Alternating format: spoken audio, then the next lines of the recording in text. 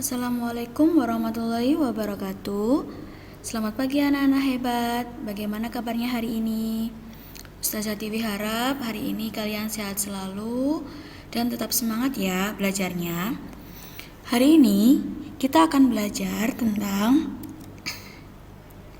tema 2, subtema 2, Bahasa Indonesia. Tentang apa Ustazah? Kita akan membahas lagi tentang dongeng, yaitu berkaitan dengan membaca dongeng dengan tepat. Bagaimana cara membaca dongeng dengan tepat? Perhatikan ya materi yang Ustazah sampaikan hari ini. Salah satu jenis dongeng adalah fabel. Kemarin kita sudah belajar juga tentang jenis-jenis dongeng. Yang kita akan bahas hari ini yaitu dongeng yang berjeniskan fabel. Apa sih dongeng fabel itu? Fabel adalah jenis dongeng yang tokohnya berupa hewan. Jadi menceritakan tentang hewan-hewan. Untuk mendapatkan informasi dalam dongeng, kita harus membacanya dengan cermat. Hal-hal yang perlu diperhatikan pada saat membaca teks dongeng antara lain lafal, yaitu pengucapan kata dengan jelas dan tepat. Intonasi suara, yaitu tinggi dan rendahnya nada suara. Tanda baca, yaitu simbol untuk melengkapi sebuah kalimat. Intonasi suara, yaitu intonasi diatur dengan tepat sehingga ketika membaca enak didengar dan informasi yang kita sampaikan bisa sampai ke semua orang. Perhatikan tanda baca berikut ini. Ada 3 tanda baca yang biasanya terdapat dalam dongeng. Yang pertama, tanda titik. Cara membacanya dibaca dengan nada suara yang datar. Yang kedua, tanda baca tanya. Dibaca dengan nada suara semakin menurun. Dan yang ketiga, tanda seru. Dibaca dengan nada suara semakin naik. Kemudian untuk tanda baca itu sendiri yaitu simbol untuk melengkapi sebuah kalimat, misalnya tanda koma dan tanda titik. Perhatikan tanda baca berikut. Tanda baca koma, cara membacanya yaitu apabila kita bertemu dengan tanda koma, kita wajib berhenti, tapi sebentar saja. Kemudian melanjutkan lagi membaca sampai menyelesaikan kalimat tersebut. Untuk tanda titik, cara membacanya, kalau kita bertemu tanda titik di suatu kalimat atau di suatu cerita, kita wajib berhenti, agak lama berhentinya. Terus kemudian dilanjutkan lagi membaca kalimat berikutnya. Jadi bedanya koma dan titik yaitu kalau koma berhentinya sebentar, lalu dilanjutkan lagi menyelesaikan kalimat tersebut. Kalau titik pasti berada di akhir kalimat, jadi berhenti dulu untuk menjeda antara kalimat satu dengan kalimat yang lainnya. Perhatikan contoh berikut. Ustazah akan membacakan salah satu contoh dongeng, yaitu dongeng yang berjudul Harimau Bodoh dan Rubah Cerdik. Coba perhatikan ya. Di sebuah hutan, tinggal seorang harimau bodoh dan seekor rubah cerdik. Suatu hari, rubah berkata pada harimau bodoh, "Sekarang akulah yang menjadi raja hutan, bukan kamu lagi. Kalau kamu tidak percaya, ikuti aku sekarang." Rubah kemudian menyuruh harimau mengikutinya dari belakang. Ia berjalan berkeliling hutan dan mendatangi hewan-hewan hutan yang sedang berkumpul. Tentu saja, melihat ada harimau datang, hewan-hewan pun berlari ketakutan. "Lihat harimau, semua hewan-hewan lari karena takut kepadaku," seru rubah berbohong pada harimau. Karena kebodohannya, harimau tidak tahu kalau hewan-hewan itu takut padanya, bukan pada rubah. Kita lihat dari atas ya, kita lihat dari atas lagi. Di sebuah hutan terdapat tanda koma. Pasti kita harus berhenti? Ya, betul sekali, berhenti sejenak.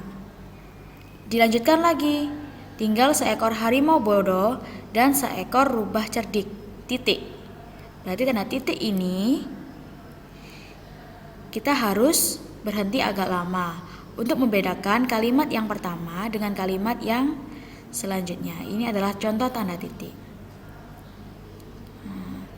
Lanjut, suatu hari, berhenti sejenak. Rubah berkata pada harimau bodoh, titik. Sekarang akulah yang menjadi raja hutan, berhenti sejenak. Bukan kamu lagi. Kalau kamu tidak percaya, ikuti aku sekarang. Rubah kemudian menyuruh harimau mengikutinya dari belakang.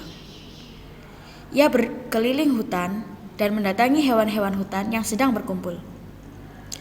Tentu saja melihat ada harimau datang, hewan-hewan pun berlari ketakutan. Lihat, harimau, semua hewan-hewan lari karena takut padaku, seru Rubah berbohong pada harimau. Karena kebodohannya, harimau tidak tahu kalau hewan-hewan itu takut padanya, bukan pada Rubah. Itu adalah contoh tanda baca dan contoh nada yang bisa digunakan pada saat membaca dongeng. Di sini kita bisa lihat apa sih yang bisa kita dapat, pesan apa yang bisa kita dapat.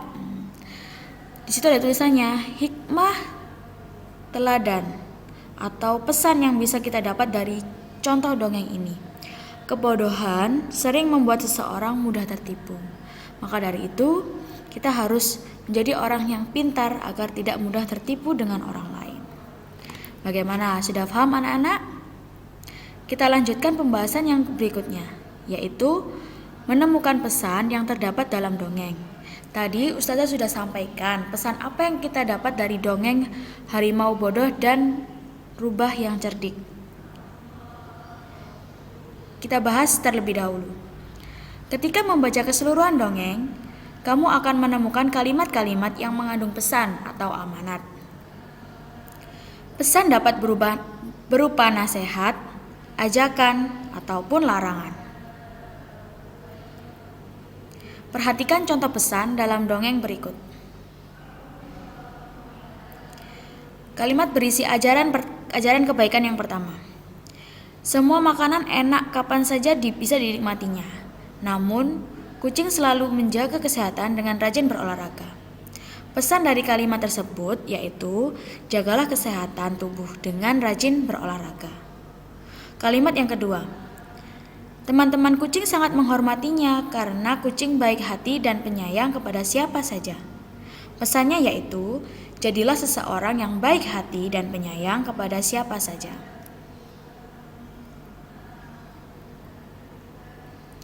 Penulis dongeng dapat menyampaikan pesan moral dalam berbagai cara, di antaranya sebagai berikut. Yang pertama, pesan moral disampaikan secara langsung dalam teks. Yang kedua, pesan moral disampaikan oleh tokoh lain secara langsung atau melalui percakapan antar tokoh. Dan yang ketiga, pesan moral disampaikan tidak langsung dengan menggambarkan kegiatan, tindakan tokoh, atau peristiwa dalam dongeng.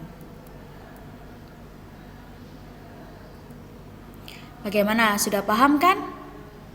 Jadi hari ini kita sudah belajar tentang bagaimana cara membaca dongeng dengan tepat, dengan memperhatikan lafal, intonasi suara, dan tanda baca. Dan yang kedua, yaitu menemukan